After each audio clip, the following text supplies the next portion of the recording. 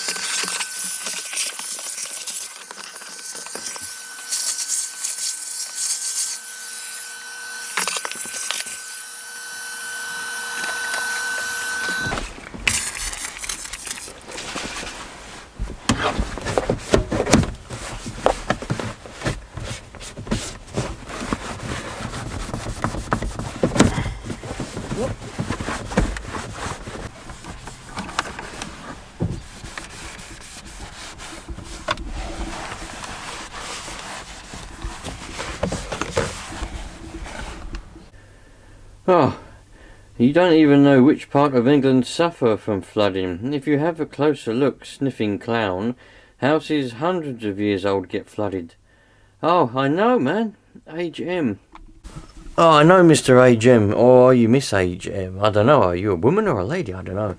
Oh, man, yeah, it's such a shame. As I said, replied, it's such a shame about the houses that are, or even any buildings that are hundreds of years old and all of a sudden, you know, start to get flooded. And some of them, they come off all right. I mean, there's one quite local to us, about 30 miles down actually. They do suffer from flooding in this certain part because there's a river that goes past it. And when the river bursts its banks, it comes up. And it was a pub. And it's been flooded before, but it got flooded really badly quite recently. And I think it did cause quite a lot of damage because also some of the ground has started to erode away, sort of thing. I think it's made a bit of subsidence. It's a big shame, you know, but nothing lasts forever. And what can you do, man? But yeah, I dare say there's many buildings that have lasted hundreds of years are all of a sudden becoming, you know, they need a bit of help. It's just the way it is, I suppose, isn't it? It's the way the world sort of evolves and keeps going along.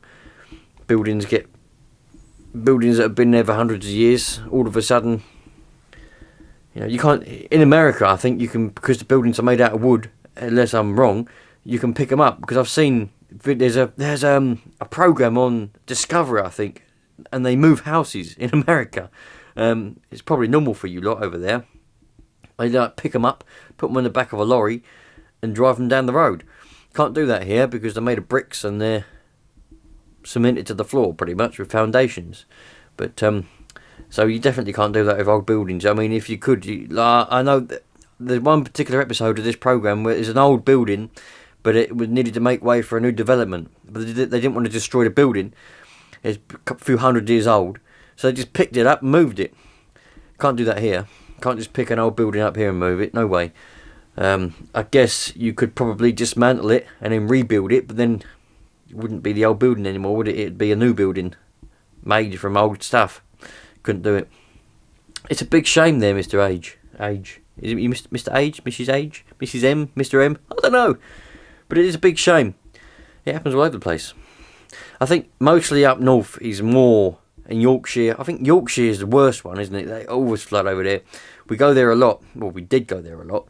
For holidays and things like that. Obviously can't go there now, but the past sort of 10, 15 years we've been going there for our holidays, and a very nice place up there, but they do flood a lot because it's just the way it is. It's low ground, I suppose, isn't it? Quite lucky where I live, it's quite high ground. Having said that, if the Thames flooded, I live right on the edge of the Thames. If that was to ever burst, or we get some kind of tsunami, we'd be in trouble. That's for sure. Anyway, there. Yeah, it is a shame. I'm glad you share my, not sympathy, but what's the word? Don't know what the word is, but sadness about it, really. But as I said, nothing lasts forever. I guess the buildings that they're building now will be here in another couple of 100 years or not. I don't think they will be, but and then eventually they'll need to be demolished because they won't be able to survive the modern times. Things are different back then, you know.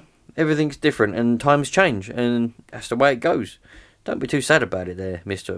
or Mrs. or Miss Age. Good morning, you lot. How you doing? Hope you're all well and dandy. It's a different day now to when I started the video. I don't know what day that was, but it's bloody Friday now. So, Friday morning. Lovely day, actually, so far. Not raining or nothing like that. Just a normal day. Ordinary day. So, yeah, I don't know what's going to go on today. So, apparently, last night, NASA landed some kind of rover and other bits and bobs on the moon. Not the moon. Bloody Mars. Do you ever wonder to yourself what it would be like to actually live on Mars? Because I do, and I think it would be bloody amazing. I like astronomy and I like space in general. It's bloody cool, man. And obviously to think that we're not the only habitation in the universe or beyond, and there could be life on Mars now. Excuse me. There could be life on Mars now that we have yet to discover.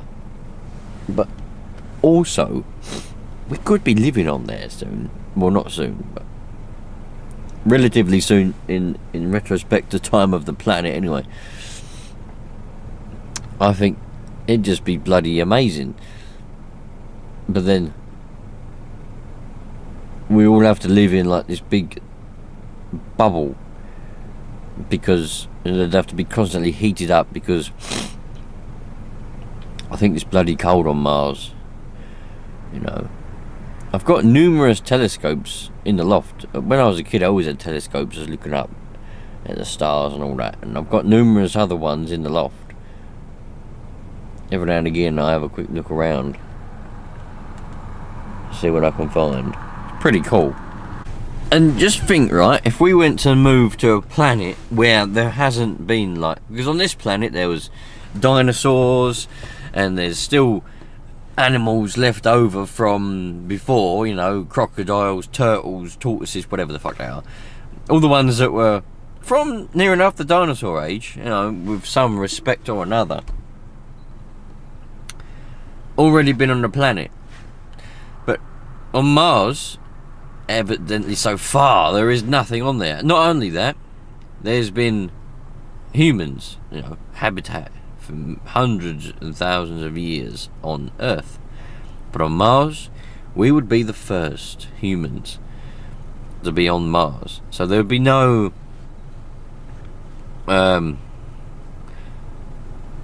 what's the word?